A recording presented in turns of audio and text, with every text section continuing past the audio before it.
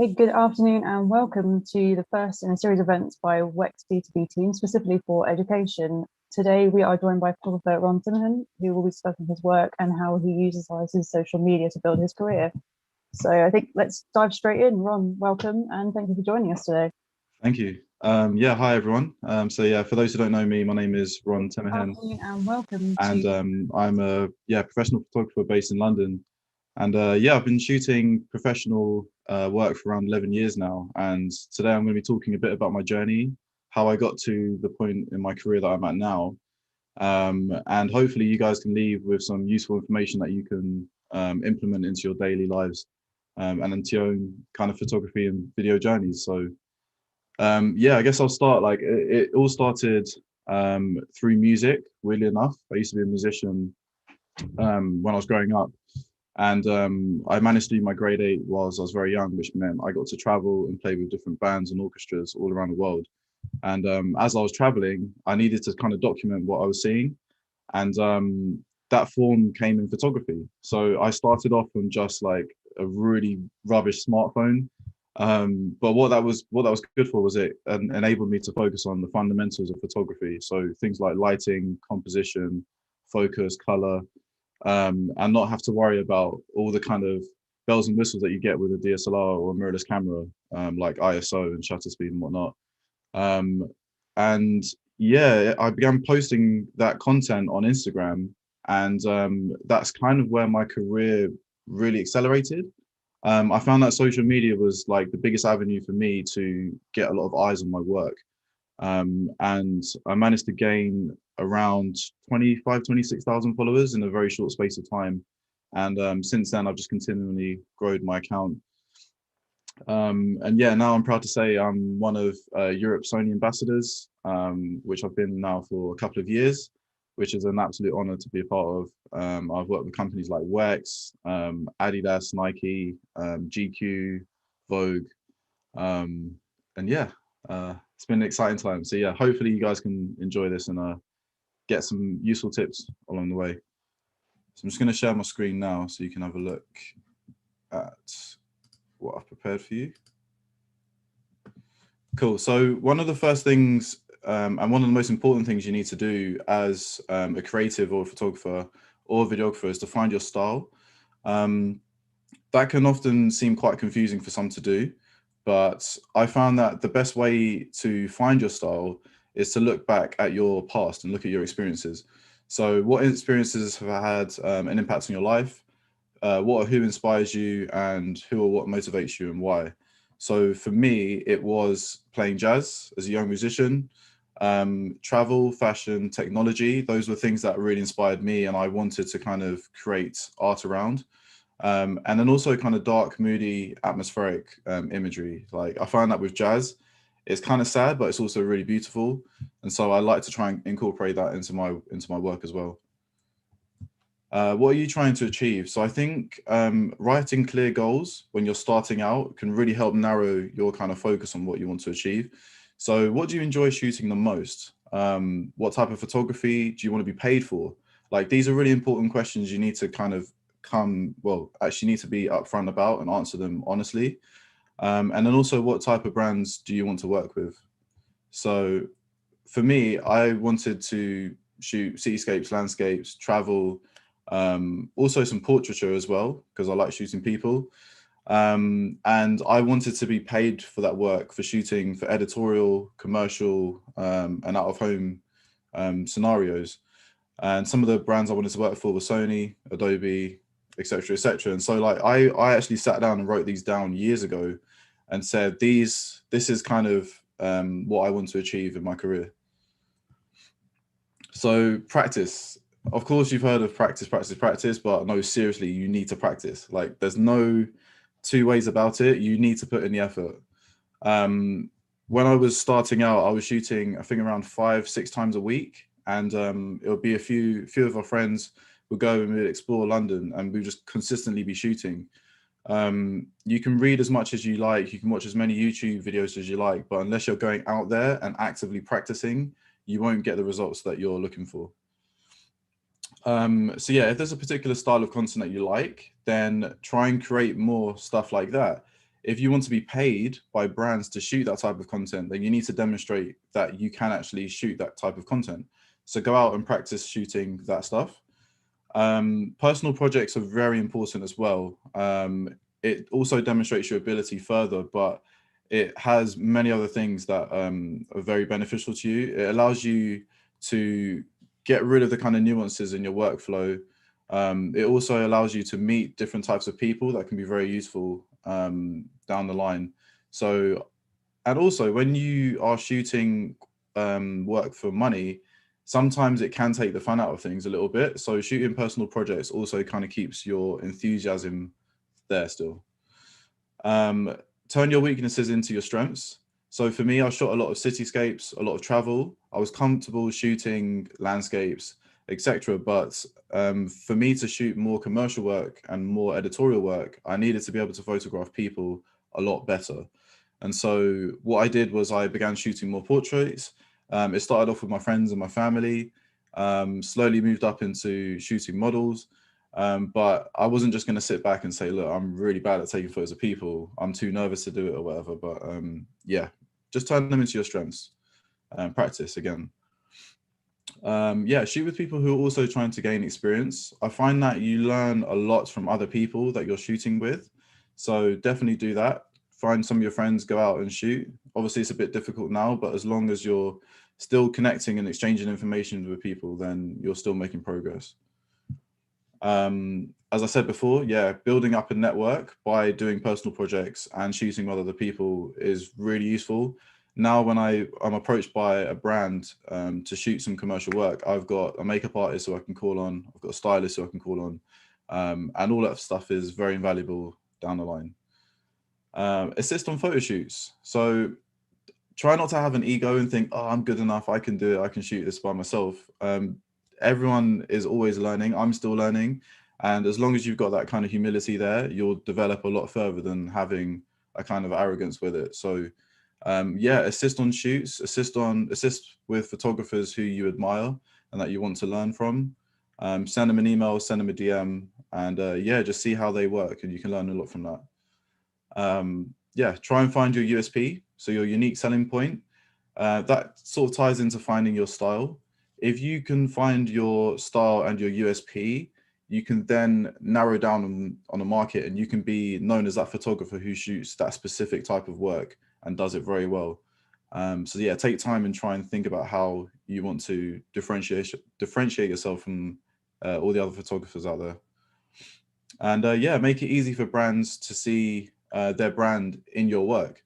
So for me, I think my first commercial shoot was for Adidas, weird enough. And although I was shooting landscapes and cityscapes and travel, what they saw was that in those cityscapes and landscapes, if I was able to incorporate their running trainers in those shots with a model, then it could create some very compelling content. So yeah, just make sure that your work is clear, concise, and that they can see themselves in your work. Cool. So outreach. Now that you've got the practice nailed down, now that you're comfortable shooting the stuff you want to get paid for, presenting yourself to the best ability is really key. And so these are my top tips. One, you need a website.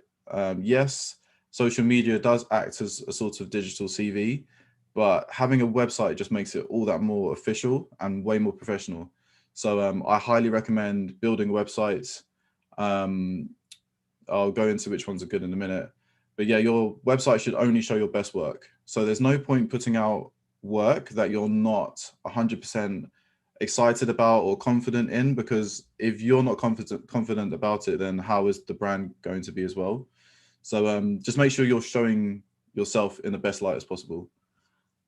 Keep it simple but professional. You don't want your website to be too clunky or trying to say too much or trying to do too much, especially when it comes to brands. They don't like to sift through lots of different avenues to find out whether you can shoot for them or not. More cases, well, more time than not, they've got so many photographers on their books that they're looking at that they're going to spend very little time actually going through your work. So if you can make it simple, eye-catching and understandable for them, then the better, because trust me, they won't spend a lot of time on it. Squarespace and Wix, I found, are the best two kind of website builders that I've used personally. Squarespace more than Wix. I feel like Squarespace has a bit more flexibility. Not very expensive to subscribe to, and yeah, very easy just to kind of drag and drop your content in. So check them out. Other things to include an about page, client list, email button, links to socials, and a shop if you've got physical products to sell. All of this just kind of builds up your photography brand, I guess. So make sure those are included as well. Create a logo. There are many ways in which you can do this, but it's actually quite nice for you to collaborate with somebody who actually is a designer or someone who is looking to gain experience as well. Try and invest back in the community, in the creative community. And then, yeah, use that logo and put it on everything client facing. So pictures, reports, invoices, like even my WeTransfer background and download links, everything has my logo on there so that your brand image or your brand identity is continually carried out and people recognize it. Yeah, make sure your online presence encompasses your visual signature. And that visual signature is everything from your style of photography to your website to your branding, your logo. Make sure everything online has that so it's consistent across the board. Share projects and personal work that you're proud of. Be consistent with your sharing online. If you do happen to do a lot of work back to back, maybe try and space it out so that you're continually putting stuff out. It shows that you're busy and in demand. One of the things that I found very helpful for me was creating a concise 1 or 2 page PDF.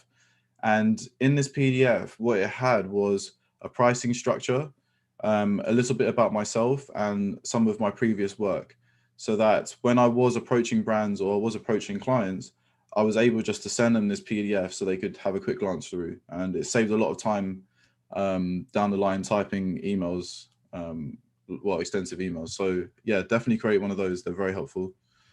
And yeah, don't confuse the amount of followers you have with success. Like this is a big one that I hear. People often say, oh, because you've got X amount of followers, you're able to get jobs, more jobs. Yes, that is the case in some cases. However, I've seen photographers who have under 1,000 followers who are shooting big commercial work for Nike. So as long as the quality of your work is unrivaled, then that's the main thing. Cool. So Instagram. These are going to be like the tips and tricks, the current tips and tricks that I recommend for anyone who's trying to build themselves on Instagram. Stuff that I've learned over the 10 years that I've been on the platform now. So yeah, hope you enjoy this. So yeah, starts off with your feed. The feed is the first thing that people see when they type your username. So you want this to look amazing. You want this to be eye-catching. You want people to want to stay on your page and ultimately follow.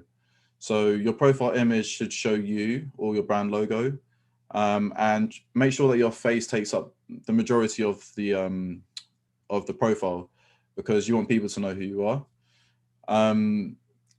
Yeah, also make sure that your bio is just very clear. You don't want to be writing anything that's wishy-washy. Make sure that it's clear who you are, what you do, where you're from, what you're trying to say.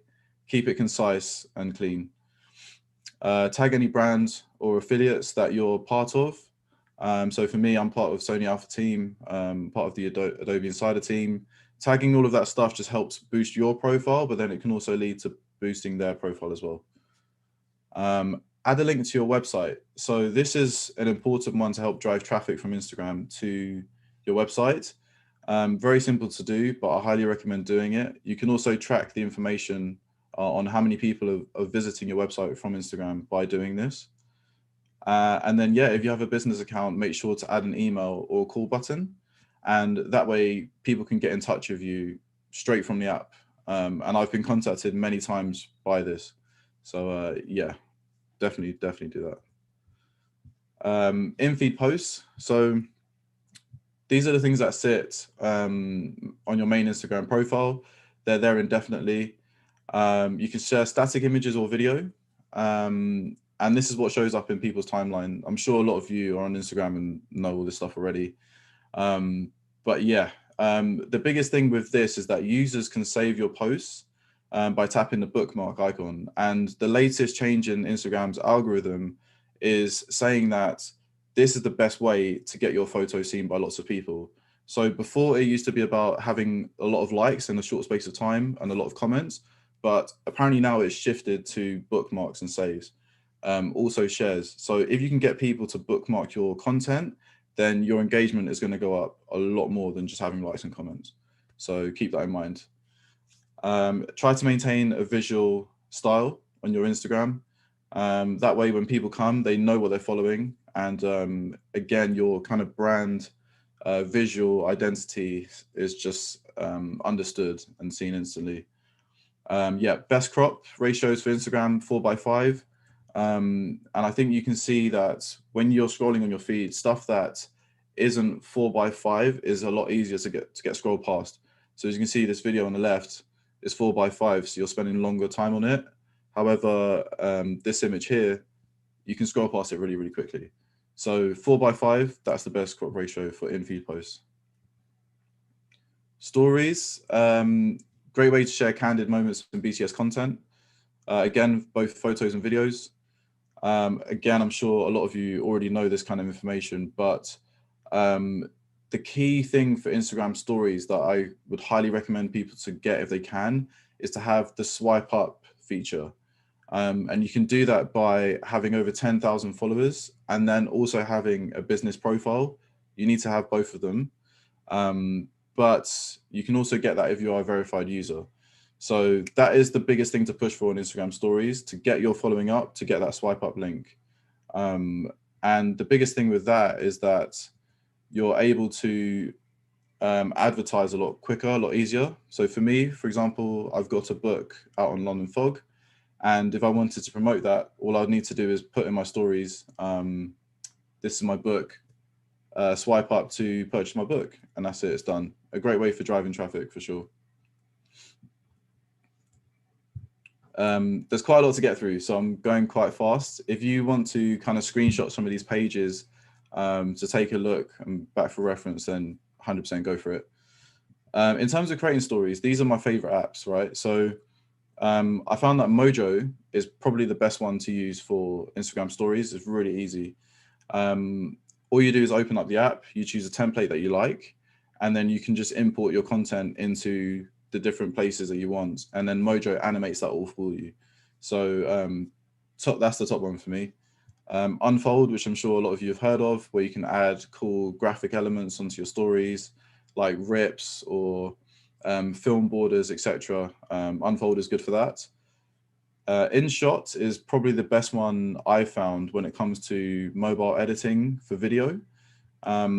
You can just cut clips, put clips together. You can put really cool transitions on, filters, etc., etc. But yeah, InShot's good. Also, Adobe Rush is quite good as well, if some of you guys have tried that out. And then, yeah, use music and cut the stories into 15-second clips. Instagram does that automatically now, so don't need to worry about that. IGTV. So IGTV is essentially Instagram's version of YouTube. Longer form video. It's normally got a higher production value. So it's for more kind of cinematic feeling content, whereas stories is a lot more candid, a lot more rough around the edges. In all honesty, I don't think IGTV provides the best engagement. So what I would recommend, if you are creating videos, then maybe upload it on somewhere like YouTube, and then you could also push that to Instagram if you want. But I wouldn't focus an entire strategy on IGTV at the moment. It's not really delivering the best results. Again, you can screenshot this page if you want a bit more information on that. Reels. Okay, so Reels are Instagram's latest feature, and I've found that this is the best way to gain followers.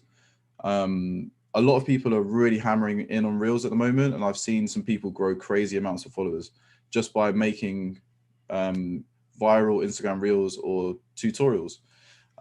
So I think the best thing I've seen on Instagram relate to learning something in such a short space of time. So whether it's Photoshop tutorials that can be done in 15 or 30 seconds, or Lightroom tutorials, anything like that. Those are the stuff that generates interest and encourages people to stick with you and follow. So instead of just making kind of reels that you're just dancing in front of the camera and not really saying or doing anything, try and make them worthwhile and informative for people to enjoy and learn from. So yeah, BTS content tutorials, best way. In terms of music, it's best to use trending music with reels, just because it shows it to more people. Sometimes the trending music might not be to your taste, but try and find something that is trending and that works with your content, and it will help boost that engagement for sure. Instagram Live. Instagram Live is also good fun. They're a great way to kind of add a deeper personal element to your Instagram account. I find that doing Instagram Lives in collaboration with somebody else are a great way to kind of boost both of your followers, because you'll have people from both accounts watching at the same time. So yeah, go live with some of your friends. Have a clear strategy of what you're going to talk about on the live as well. One that I found works well for me is editing tutorials with my friends who are also very good editors. So yeah, have fun with it. Instagram Live is great. Cool. So business accounts, right? I highly recommend everybody here to have a business account. One, it makes your feed look a lot more professional. You get to have a professional title. You get contact buttons, things such as emails and call buttons like we spoke about before. But I think the biggest thing that's useful is analytics. Analytics are a kind of quantitative data that you can actually act upon. And so you can see everything from your impressions, your engagements, your comments, your likes, where people found your Instagram profile from, your demographic, your age range, everything. All of this information is there. And so it will help you further your Instagram growth. So yeah, I highly recommend it. As you can see on the right here, you can see the amount of saves I got on this post was 91, which meant the reach went a lot higher. So it's just another example of make sure people are saving your posts. Again, swipe up links on Instagram stories, Instagram advertising as well. So if you wanted to promote your piece of content to people who aren't following you, then you need a business account to do so. You can also schedule posts using third-party apps, and I'll talk a little bit about this more in a minute. But you need a business account to do that. And then, yeah, product tagging in posts. So if you are sharing, I don't know, any products you're selling or prints or workshops, then you're able to do this using a business account as well. Again, I mentioned earlier the swipe up feature from my book. I'm not going to go into that now, but yeah, if you do want to read my book, it's about London fog. Check it out. Shameless plug.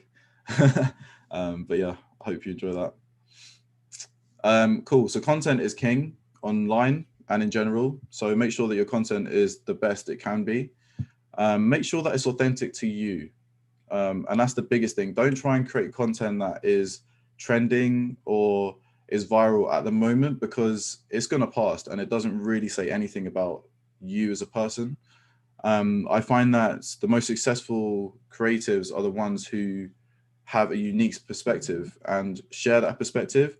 And the funny thing is, everyone has a unique perspective. We're all different. So as long as you look at who you are, and that comes into finding your style, just look deeply at that and the rest will follow. Yeah, keep a consistent aesthetic on your feed. And yeah, take your audience on a journey with you by providing insight.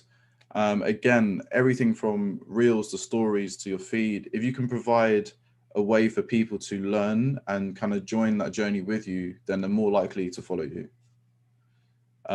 Again, use insights to learn from that data, learn what does well on your channel, learn what people like, and then create more content like that, and keep building upon it. Create purposefully for all of the different channels. Yes, it's a lot of work, but it will be way more beneficial doing this than just kind of creating one video and then using that video in IGTV, in your feed, in stories. Try and create different content for the different kind of avenues, for sure. And yeah, collaborate with other people who have similar interests or similar visual styles. And that way you're kind of cross-pollinating your audience. So yeah, collaborate with people that you admire and that you have commonalities with. Consistency is key. There's no point posting once and then not posting for 3 weeks and then wondering why you're not gaining any traction. You do need to be consistent. So for me as a photographer, this I found that if I post at least every 2 days, then I get a good engagement. I think it's best to post once a day, twice a day at the most. I find that if you bombard people with too much content, then they can get a bit put off and can end up unfollowing. But again, it really depends on kind of what niche you're in. If you're a magazine, someone like High Beast or High Snobiety, who are posting 10, 15 times a day, they can do that because they're a news outlet, they're a media outlet. But I find for photographers in particular and content creators, this is a good amount. Yeah, create a backlog of content so that you're never short of something to share. I mean, times like this now, when we're in a COVID situation, we can't all go out and create content as much as we want to. And so that's why having a backlog of content that you've previously shot is a really good thing to have. An easy way to plan ahead for content is to look at the yearly calendar, things such as Christmas, Thanksgiving, Easter, and then create content in advance for that. And then that way, on the day, you don't have to worry about it. You're not running around trying to create something. It's already done and you can get out there. So yeah, the best apps I found for planning your feed in advance are Later, Plannerly, and Preview app. I find that these three are good. Either of them are easy to use. Some of them do cost money. So yeah, find one that's good for you. But what that means is you can schedule your post in advance. You can write the caption out before, because I don't know about you guys, but captions drive me crazy. Like writing them, thinking of ideas to write captions, just stress. So yeah, definitely use those apps. It will save a lot of time and a lot of stress. And then yeah, every single day, try and like and genuinely comment on other people's posts. At the end of the day, it's a social media app, so you need to connect with people in a genuine manner to get some good relationships and results. Right, hashtags. Hashtags are not as hard as they seem, but I found this is the best strategy for hashtags.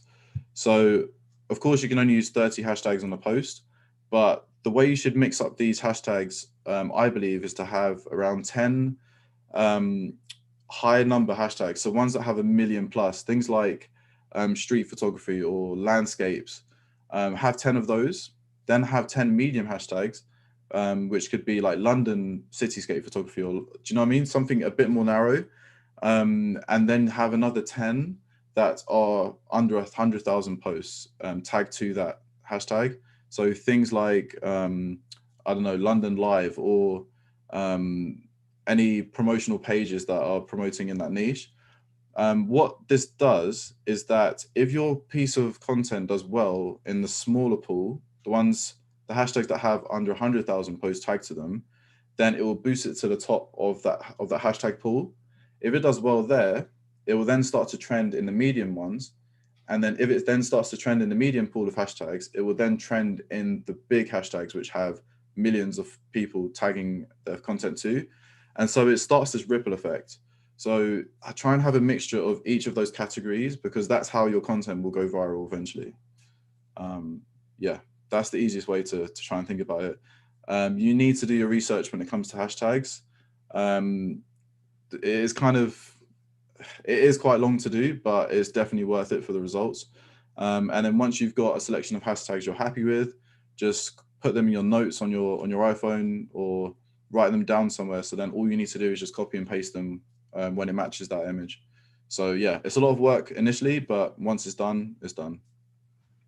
And then yeah, geotag your posts so that people in the local area or the area where your content's from can also see and interact with it. Cool. So engagement, I found the best way to get higher engagement on your posts are to encourage people to comment with 4 words or more. So I don't think a fire emoji is going to cut it on Instagram anymore. Instagram doesn't really recognize that as an actual um, interaction with your piece of content. So you want to engage conversation. So try and do that. There's an app I use called IFTTT, which means if this, then that. And it's just an easy way for you to post your content across multiple different platforms if you want to do that. So check that app out.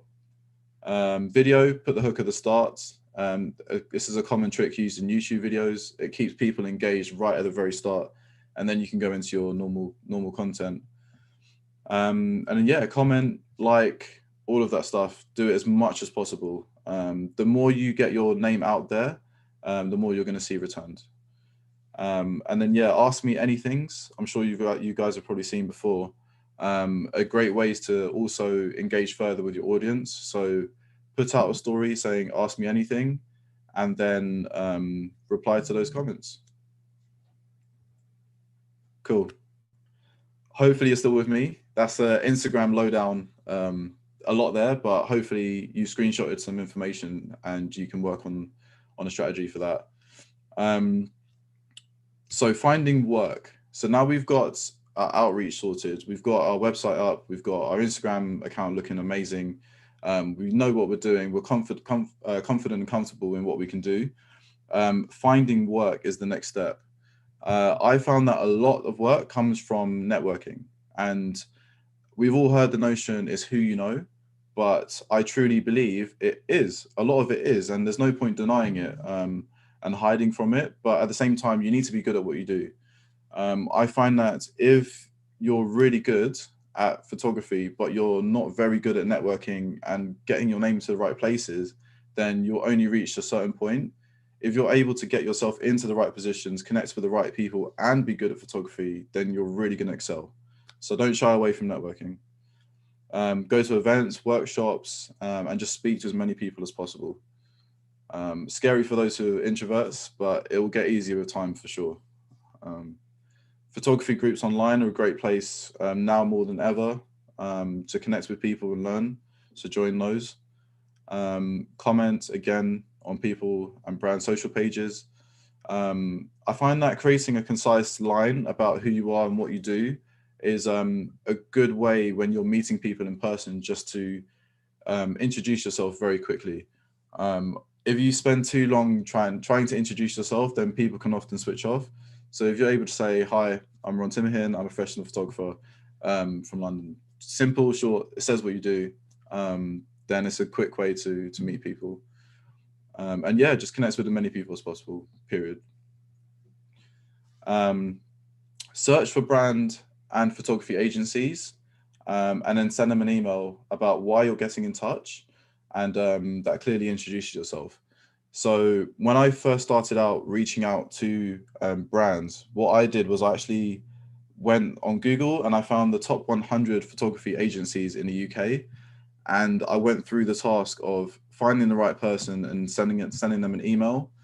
And I just made sure I included the link and the PDF that I'd made previously. So all the information they needed to know about me was right there in that email. I had maybe 25 to 30 people reply, but that was 25 to 30 new connections that I didn't have before. So it's worth putting in the hard graft for it. Try and find the email for the marketing manager or the brand manager.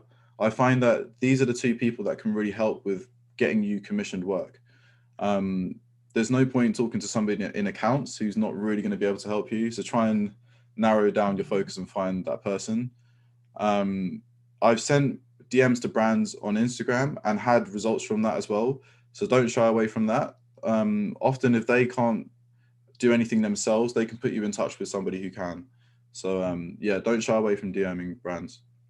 And lastly, yeah, you never know who's watching. So make sure you're on point always. Cool. So these are tips on business practices, stuff that I've learned from being a professional for a number of years now. stuff I wish I'd known back in the day. So I'm passing it on. Hopefully you don't go through some of the stresses that I've had. One of the biggest questions people ask me is, should I take on the shoot? And I think if it fulfills 2 of these 4 factors, then it's a thumbs up. It's a good to go shoot, right? So 1, financial gain. Am I being paid for the shoot? 2, is it educational? Am I learning something new by doing this project? Is it a passion of mine? Am I going to enjoy doing it? And then experiential, like, is it an incredible experience that I wouldn't normally have? So there's 4 options there. If it fulfills 2 of those 4, then I would do it. So for example, if I'm getting paid and it's something I'm passionate about, then 100% yes, I'm going to do it. If I'm not being paid any money, but I'm passionate about it and it's an amazing experience, then yeah, it's worth doing. So it's a rough guide, but try and look at it like that. I've put exposure as grayed out, and the reason is I've been offered exposure before in the past, and the exposure's not lived up to what it was meant to be. And I find that when you've spent a lot of time and energy involved in a project, and then you don't get the exposure you feel you deserved, then it can leave a quite a bitter taste. So be very, very careful with exposure. I think, of course, if it's for like somebody, I don't know, like CNN or something, I don't know, you use your own discretion to work around that one. But I don't think anyone should really just work for exposure. I'll try and steer away from that. All right, how much should I charge? Again, another common question. Um, when when I first asked for money for my first shoot, it was quite a scary feeling. 1, because you've never done it before. 2, you think, can I really charge? Am I that good enough to do that? But trust me, you are. And so what I would say, if you are asking somebody for money, say, do you have a budget available? That's one way of finding out if they have money, whether they're going to try and pay you an exposure. But I find the best way to go about it is to say, my normal day rate is X amount. How does this fit with your budget? That way you're on the upper hand. You've given the first kind of figure, and then they can move around that. Otherwise, sometimes if you say, do you have budget available, they might come in at a lower figure. And if your day rate is a lot higher than that, then you can feel a bit awkward about it. So yeah, I recommend the second one. Ultimately, the price you charge comes down to how much you value yourself and your time and your work. That figure over time, you kind of learn your worth over time. I find that if you've done a big shoot for a big brand or a big client that you're particularly proud of, then that's when you should up your rate, or every year. So if a year's passed, then up your rate. If you've done a big shoot for a client, then up your rate. I think that's a good kind of procedures to work by. And I think a good starting point for photographers who are looking to shoot commercial work or anything for brands should be around £300 to £400 a day. That can vary for editorial and other work, but I think anything around this should be your starting point, and then go from there. As I said, up your rate. Make sure to pay attention where that content is being used. Make sure you're reading the fine detail of the contracts, because I found that I've signed contracts in the past where I thought the imagery was just going to go on social media and a website, but then it turned to be on billboards in Europe. And the price you can charge for billboards in Europe and social media content is completely different. So make sure that you are looking at that information. When you have got that information, there's a calculator on Getty Images. There's also another one on the Association of Photographers website. I prefer that one. And you can input the data about the shoot. So where are the images going, what regions, for how long. It will calculate that information, and it will give you a quote of how much you should charge the brand. So yeah, if you're really, really struggling on pricing, those are 2 great websites to look at. And then, yeah, make sure you factor in your travel and living costs whilst on the shoot, and try and get your expenses paid if possible. You don't want to be out of pocket paying for flights and hotel bills when you shouldn't really be paying for that. Cool. Managing money. again, something that I failed at many times before in the past, growing up doing this stuff freelance. So I found the best ways to manage your money, your invoices, etc. Zero, QuickBooks, or Free Agent. I think those are the top three at the moment. And yeah, makes it very simple. It calculates your invoices. It can also calculate your tax. It just simplifies everything, and it can also send out automatic reminders if your payments are coming up or if they're late. So yeah, pay. I think it's like £10 a month for some of them. It's worth doing, in my opinion. Standard practice for brands is 30-day payment terms. Sometimes it's 60 and sometimes it's 90 days. I've heard that even in the States, you can get 120-day payment terms, which is not nice at all. But I think 30, if you can go for 30 days or you can push for 30 days, then definitely do that, because trying to manage your cash flow when you've got payments coming in 60 and 90 days is a lot more difficult. If a project is over a long period of time, then it's worth asking for half up front and a half on completion, or half after 30 days. Again, that will help with your cash flow management. You don't want to be out of pocket for 6 months while you're trying to complete a shoot. So yeah, try and ask for half of it up front, half on completion. Late payments. So if some of you have been doing some of this work already, you know late payments are infuriating. Like, it makes life so much more difficult. And then also chasing them is also very awkward. I find it's awkward for me because I don't want to annoy the client, but then at the same time, it's your money, you've worked for it, and they're the ones that are in the wrong. So just always remember that. Be careful how you approach it. You don't want to come across aggressive or threatening, especially to the person who you're dealing with creatively, because it might not actually be their fault. It could be the accountancy team that are messing up on this.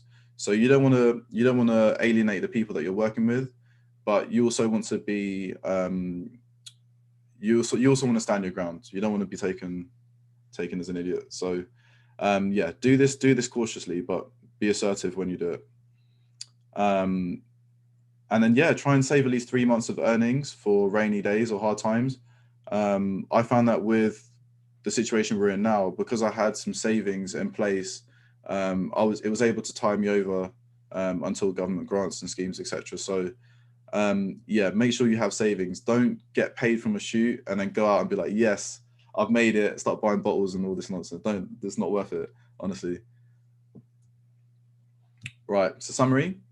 Nail down your visual signature, find out your style, find out what you want to do, make a clear strategy, work out what you're trying to achieve, and then adapt your client-facing material accordingly. Make sure everything client-facing looks professional, looks sleek, and it's your best work. And then connect with as many people as possible. Again, meeting in person when we can, online, social media, everything. Just make sure that you're connecting with as many people as possible. Reach out to brands and agencies. Again, using that 2-page PDF, concise emails, and create relationships. I find that returning clients are the ones that I have a very good relationship with. So make sure that when you are working with a brand, you're putting all of your effort into it, and you're doing the best work you can. It goes a long way. So definitely do that. Know your worth. So know how much you're willing to work for, how much you want to charge money for. And then yeah, keep learning. That's all it is, honestly. There's no kind of fast route to this stuff. It's just a lot of practice and a lot of mistakes and a lot of learning. So yeah, you might as well have fun with it. And that's it. Oh, thank you very much, Ron. That was really good. Thank you. I think we have got some questions come through, if you're happy to answer a couple of those for us. Yeah, for sure. Fantastic. Let's have a quick look. All right. So one of the first questions we had was, how do you balance your commissioned work with your personal work? That's a very good question. It's interesting because when I started, I was shooting a lot of personal work. I think 90% of my stuff was personal, and I was always like, I want to shoot more commercial work. I want more paid work.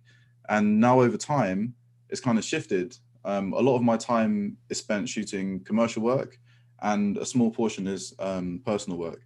And I think finding the balance really comes down to being a bit more picky with what work you take on. If you take on too much work, then you're not going to have any time to shoot the stuff you're really passionate about. So I think, yeah, it's a good position to be in when you can be more picky about what work you get. But yeah, it's important to do both. The same person is funny enough asking if you're working on any personal projects at the moment. Yeah, so I'm actually working on a documentary. I've produced my first documentary, which is coming out in the next few weeks. Funny enough, and that is about kind of the Black experience growing up in the UK. And yeah, so I've directed it. We've got an entire film crew cast who are amazing. We've got the Elbers, Sabrina Elba. We've got Miss Anne Harriman, who I shot Vogue with. Doctors, lawyers, teachers from all over the UK who are speaking out about how they felt in the UK and their upbringing and some of the struggles they've had. And it should be going into cinemas as well, which is very exciting. So yeah, that's something I'm really proud of. Yeah, In due sounds course, really cool. Yeah. So another question we've got is, do you reserve your best work for your website only, and then does your Instagram have the same constraints? I always put, do you know what? I always try and post my best work on Instagram as well. It's slightly different to what I post on my website, mainly because with Instagram, again, you want to have a consistent visual narrative. Mine being cityscapes and travel. So although I shoot a lot of commercial work, that goes on my website because I know that it's important to keep a consistent thing. But I also always try and make sure that the quality of whatever I'm putting out is as high as possible. And I often post the landscape versions of my Instagram photos on my website just because of the 4:5 crop. So that's kind of the way I do it. So your website is like your professional, here is me. Yeah, for sure. We've got an Instagram question for you. So it said, do you still find this an effective way of sharing work despite the current updates that are going on, or has that kind of limited your reach, have you found?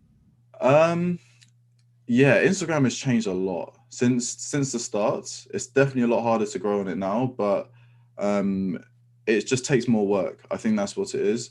I still find it incredibly useful for connecting with people and for sharing my work. In terms of growing, I don't put as much effort into growing my account personally, just because I'm comfortable with where it is now. And I'm more focusing on the kind of the quality of content I'm making and creating more long form photography documents and essays, basically. But yeah, it's still worthwhile using 100%. It's still the biggest way to get your work seen, yeah, online.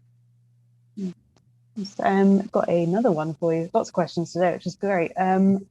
Sort of a bit more about how you overcome the fear of kind of shooting people for portraits, I think essentially is what they're kind of asking. So any tips for how to kind of like build your confidence for that, really? Yeah. So oh man, I used to be terrified. I'm just thinking about so the way I transitioned was I used to shoot obviously a lot of cityscapes and landscapes. What I did was I would compose my image as if I was shooting a cityscape, and then all I would do is incorporate somebody into that picture. So my mindset was thinking about the view behind them, and then you just input somebody in there, and then you kind of get a portrait or an environmental portrait. So if you are worried, start by doing that. Street photography is probably the most nerve-wracking one to overcome, but I find that a lot of people don't care. That's like, I mean, the worst thing they can do is probably shout at you or ask you why you took their photo. But normally when someone asks me, I just say, oh, because I love your hat, or I love what you're wearing, or because you've got a wicked smile. And normally they're flattered.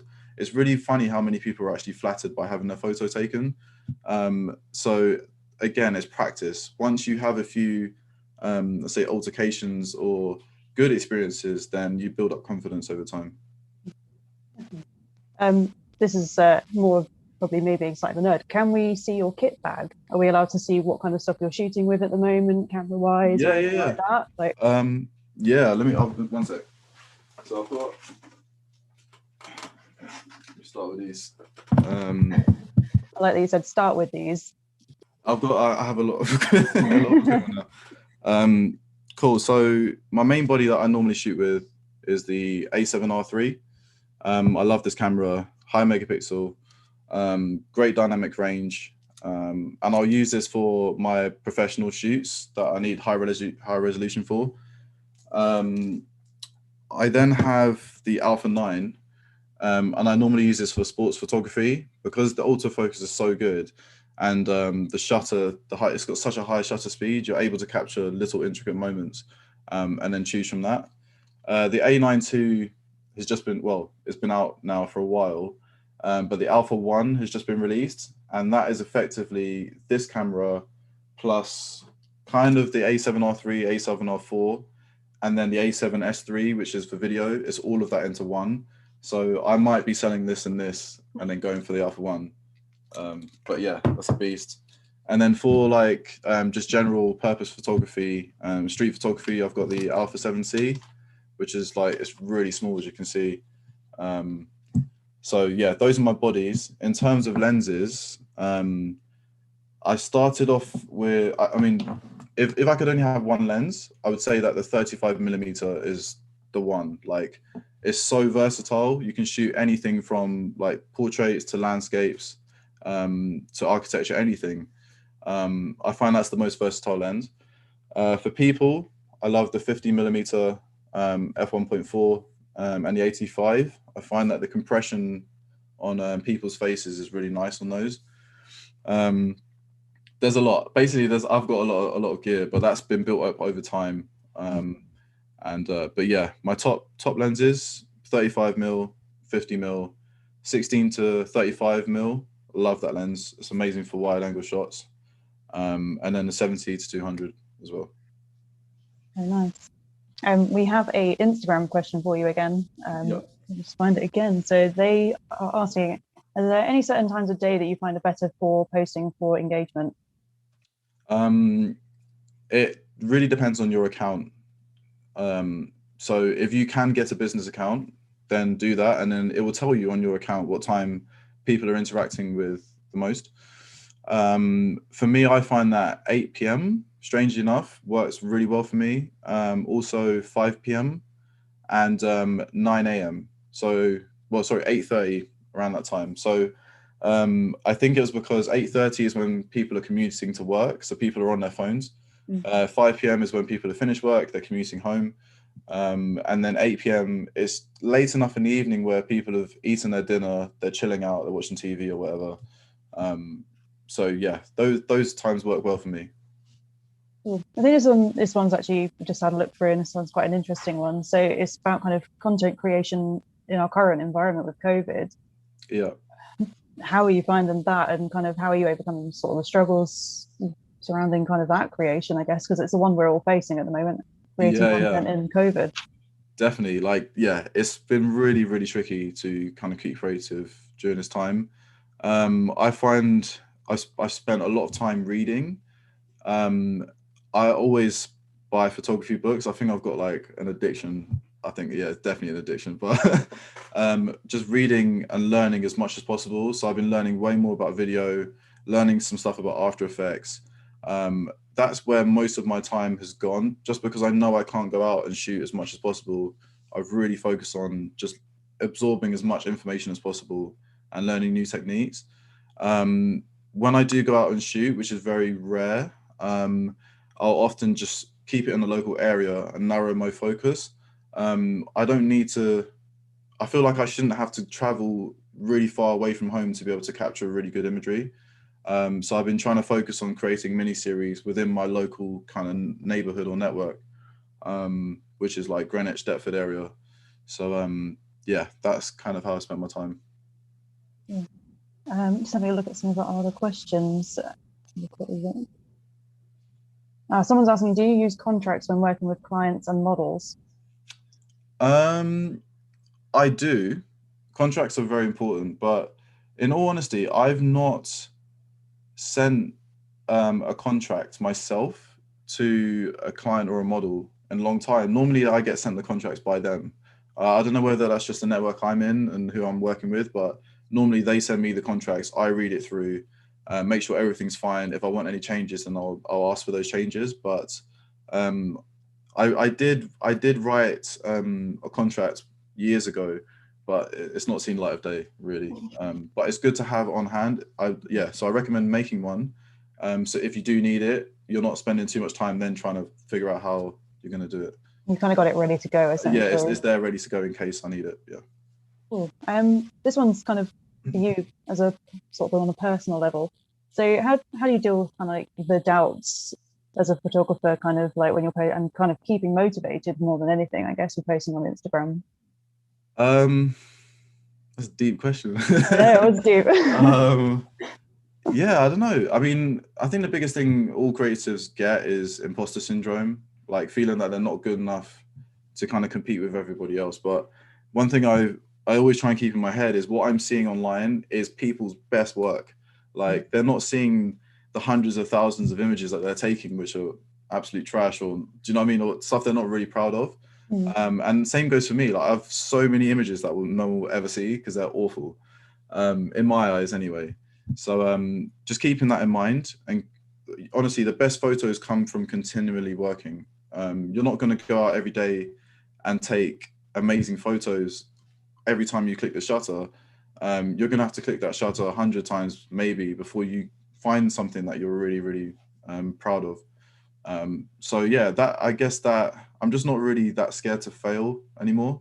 I think that's just taking time. Failure is part of the process, and it gets you a step further. So yeah. Obviously, we mentioned books. Someone has asked, have you got any recommendations? Oh man. I know you said you had a lot, so it's going to probably be the pressure question now.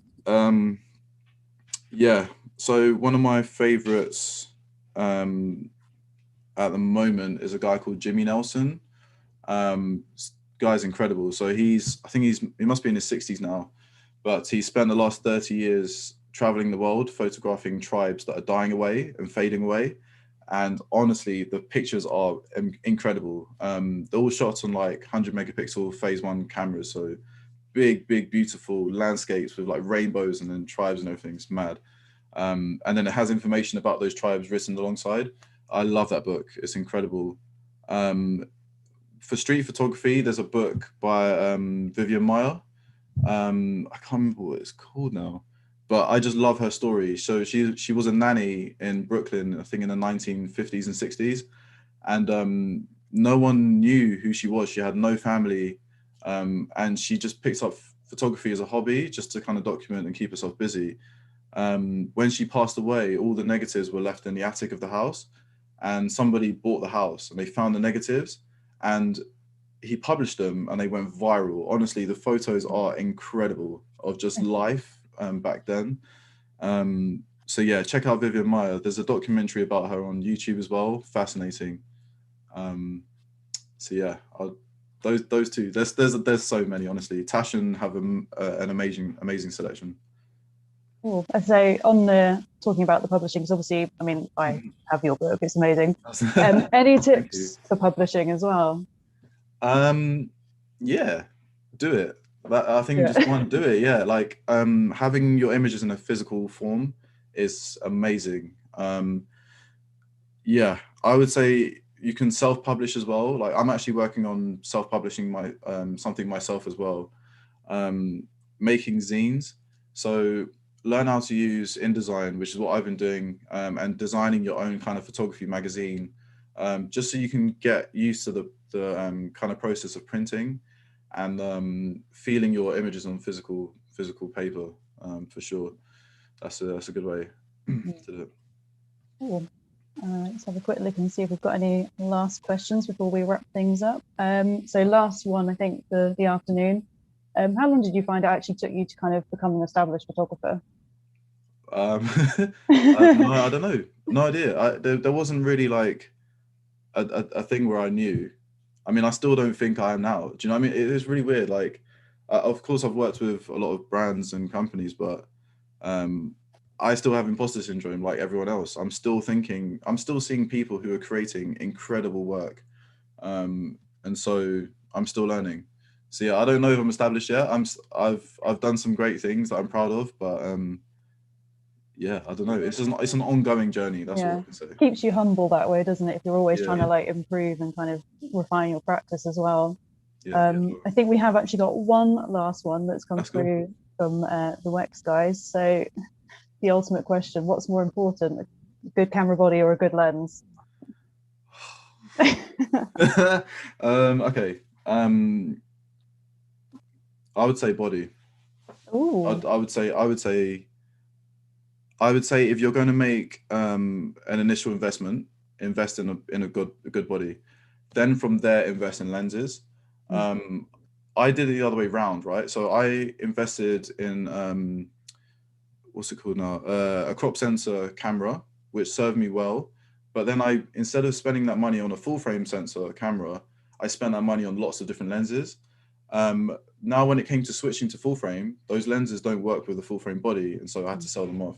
So I think if you can get a good body, doesn't have to be crazy expensive, but have a good full frame body, and then get lenses for that. I think that's the best way to go. oh, interesting. It's good to see like other people's perspective on that one. It's always the big question of which do you go first. Yeah. Cool. Well, I think we'll wrap things up there. Fantastic. Thank you so much for coming in and having this chat with us. It's been really, really interesting. The video will be available on our YouTube channel afterwards. So if you joined us late or didn't get a chance to catch us today, then you'll be able to watch us online afterwards. So again, thank you, Ron, for your time. Fantastic. And join us hopefully in a couple of weeks' time for another video. Have a good afternoon.